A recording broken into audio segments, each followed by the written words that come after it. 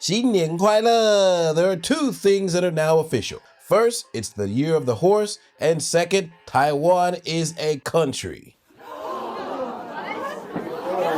You need to leave! That's right. According to the latest bill passed in the US Senate, Taiwan is a goddamn country.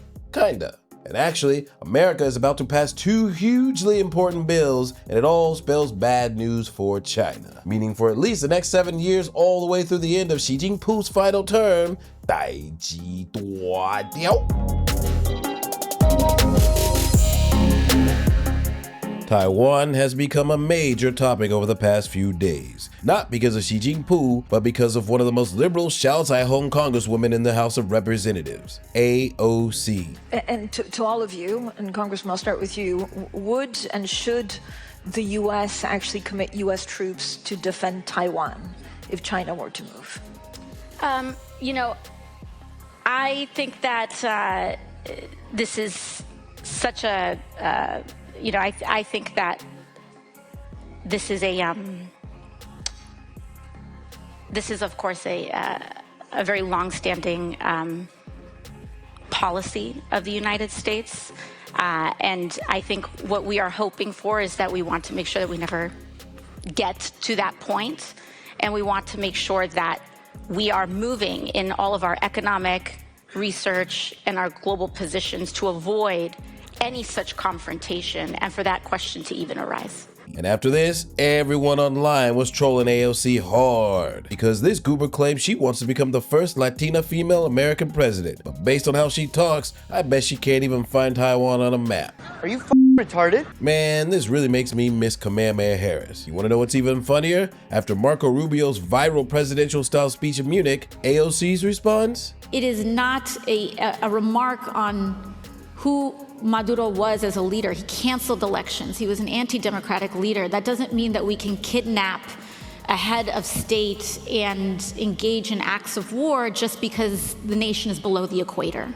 So the AOC thought she had a good dunk on Rubio and Trump, valiantly claiming that America has no business meddling in countries not even in the same hemisphere. But you want to know something kind of funny? Venezuela is north of the equator, not south. Did that go the way you thought it was going to go?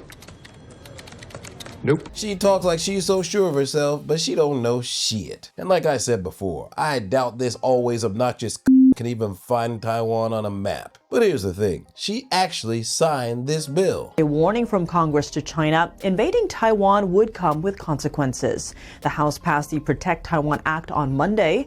It aims to remove China from 6 international financial organizations, including the G20, if Beijing threatens Taiwan's security. Now, over the past few months, a lot of Taiwan-related bills have been in the works. And this Protect Taiwan Act is a big one. Let's see what it actually says. If the president informs the Congress of any threat to the security or the social or economic system of the people on Taiwan, and any danger to the interests of the United States arising therefrom, resulting from actions of the People's Republic of China, it is the policy of the United States to seek to exclude representatives of the People's Republic of China to the maximum extent practicable from participation in meetings, proceedings, and other activities of the following organizations. This bill gives the president an exclusively large purview of what exactly constitutes jeopardizing Taiwan's social and economic system. Maybe it's a Chinese blockade. Maybe it's a pro-China lawmaker in the Li Fa-Yuan, aka KMT. And you gotta remember, this shit lasts 5 years. That means that from 2 years after Trump's final term through the tail end of Xi Jinping's final term, all of this applies. So the way I see it, this bill is written specifically for Xi, and this is only for the economic and social angle of how to protect Taiwan. But when you talk about protecting, everyone knows you're gonna need guns. Lots of guns. It's the KMT, and it is the KMT, by the way. They control the legislature. It's different from the president's party.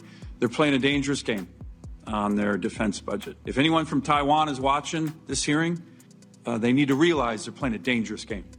Okay, cutting defense spending right now is not the right signal. We all agree with that. And do you remember this clip from about 2 years ago? At the time, it was a lone senator screaming about KMT's fury. And now, more and more congresswomen and men are coming increasingly alarmed about this situation.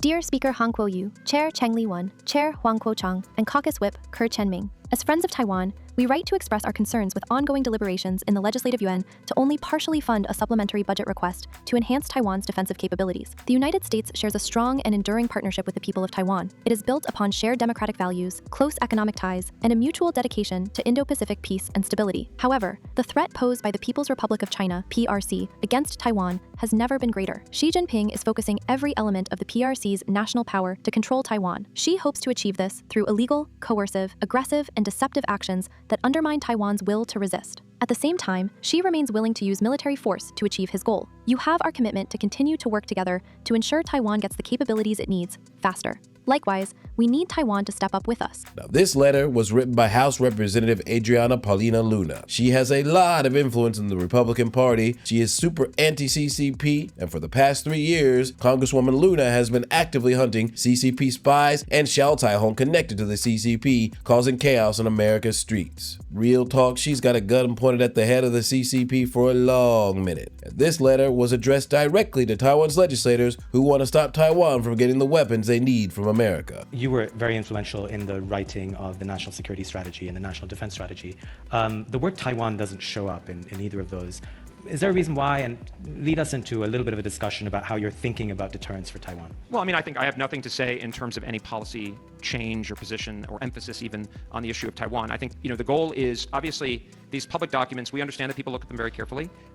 We measure our words carefully, as I said earlier. Obviously the president is our spokesman on matters, especially on matters, on anything, but certainly on matters of great sensitivity. We have hewed closely to our position, and we're focused obviously on our position in the Western Pacific, but we're seeking stability. Stability involves both a willingness to engage, but also clarity and strength. And we're all about building up a position of strength. And if you look at the budget, if you look at what we're doing with our defense industry, encouraging our allies to do for their own reasons, that's the right mix under President Trump's leadership. Now, to me, this policy is the right one, because this way it means that we won't get another Obama, aka pro-CCP president. Because now, Taiwan, we have the ability to defend ourselves. Shit, we got the Philippines, we got Australia, we even got Japan on our side. We are lethal as fuck. Do not fuck with us. And to the CCP, if you dare to touch, well, you get stuck like a porcupine. Okay, let's talk about the Porcupine Act. It is a bipartisan act to streamline the process for arms sales in Taiwan, regulated by Arms Export Control Act, make it easier for our allies and partners to send U.S. origin weapons to Taiwan. Senator Coons, why is this important and why now? Well, Senator Ricketts and I last month traveled to Taiwan and to the Philippines. And while in Taiwan, we had a chance to look at their efforts to be as equipped and trained and prepared for a potential PRC attempt at invading the island of Taiwan. Pete and I recognized when we were there, meeting with leaders of Taiwan, that our system for delivering material and weapons is too long. They've ordered things that they are buying from us years ago that have not yet been delivered. And Senator Ricketts, is there a lot of bipartisan support for this kind of action? I believe there is. Look, we all recognize the threat from communist China. And when Chris and I were in Taiwan with Senator Budd, we saw firsthand the aggressiveness of the Chinese Communist Party and what they're doing. The Porcupine Act is one of the ways that we can address that. I think that we're going to find that there's broad bipartisan support to help Taiwan have the tools it needs to defend itself. And as Chris said while we were there, this is kind of a race against time, and this is the battle for the 21st century. A porcupine? Yes, sir. This bill is named after one of the most prickly rodents in the animal kingdom. And just 2 months ago, it passed in the Senate. This bill is really special for 2 reasons. First, just 1 month after these senators came back from visiting Taiwan, they started writing this shit down immediately. Second, from writing it to passing it in the Senate only took 9 months. Holy moly. And remember, it passed in the Senate first. Normally bills go through the House and then go to the Senate, where it's a lot more difficult to pass. But a bill that passes in the Senate first has over a 79% chance of passing in the House. And right now, this bill is already on the February voting agenda in the House. We met with Admiral Paparo, who's the Indo-PACOM commander, before this trip, and talked with him at great length about what the needs are, both for our systems and for our military, and what greater contributions we're seeking from our partners and allies. The Japanese have committed to doubling their defense spending, which will make them the 4th biggest investor in security in the world. Our partners and allies in the Philippines and South Korea have also stepped forward. One of the positives of our trip to the Philippines was to better understand the additional sites they are offering us in North Luzon Island in particular for basing going forward. So we had a very constructive trip together where a core theme was embracing our partners and allies who are stepping forward to spend more on their security and defense in partnership with us. You know, you look at the map of U.S. active duty military presence in the Indo-Pacific, Senator Ricketts, and it's significant. This place, though, is a tinder keg if China decides to move.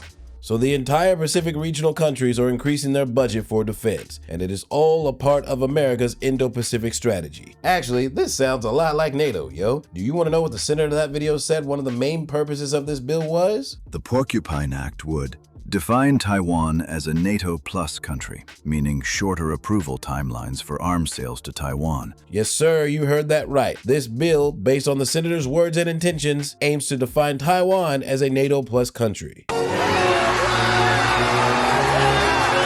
Now, for me, this is a loud signal that American policy in the Pacific on Taiwan is changing. And you know what? The original term limit for this bill was 2 years, but they changed that shit a few times and the final version extended it to 7 years. Breaking news, a shit ton of senators, Republican and Democrat, are pro-Taiwan as fuck. So let's see exactly what they wrote inside that bill. To amend the Arms Export Control Act to include Taiwan among the list of recipient countries with respect to which shorter certification and reporting periods apply, and to expedite licensing for allies transferring military equipment to Taiwan, and for other purposes. Now, on the real, this bill is basically agreeing to give Taiwan weapons ASAP. But here's the thing. They took special time to list Taiwan as a country amongst other countries in the first 2 lines of this bill. That's like saying, hello, before you read this bill, there's one thing we need to get out of the way. Taiwan is a country. Full stop. All right, 继续看下去. I mean, they could have chosen to refer to Taiwan as a territory or a region or the Republic of China, or even do what they've done in previous bills and just call it Taiwan. But instead, they chose to word it like this. To include Taiwan among the list of recipient countries. And remember, this bill swiftly passed in the Senate already. Section 4. Rule of construction. Nothing in this act may be construed to alter the policy of the United States toward Taiwan as specified in the Taiwan Relations Act. This bill mentions nothing about China or even the One China policy, and across 8 pages, it mentions Taiwan 21 times. Now, as far as I know, no bill in history has mentioned Taiwan as a country in any context like this before. So this is a first. Tight, yeah! So if you take the Porcupine Act and the Protect Taiwan Act and put them together with their 5- and 7-year term limits, it sounds like America is trying to foolproof Taiwan for the next American president. And right now, everyone has been talking about one guy who hates the CCP in his bones. America continues to be indispensable to the goal of global liberty. It's me, Rubio. And after this epic speech in Europe, everyone is tapping Lil Marco as the next US president. And now, if you don't know, now you know.